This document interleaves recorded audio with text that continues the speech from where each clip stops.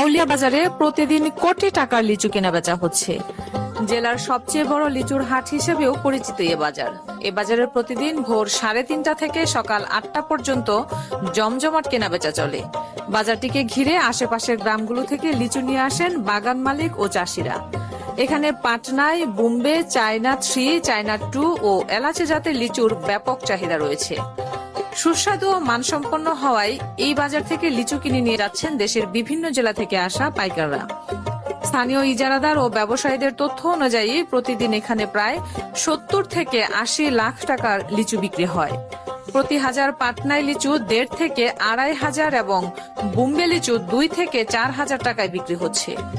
মৌসুম জুড়ে এ বাজারের লিচু বিক্রি করেন প্রায় শতাধিক বাগানী ও কৃষক।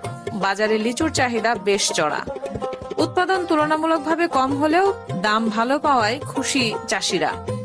বিজয়নগর উপজেলা কৃষি কর্মকর্তা জিয়াউল ইসলাম জানান, এবছর উপজেলায় প্রায় 440 হেক্টর জমিতে লিচু চাষ হয়েছে।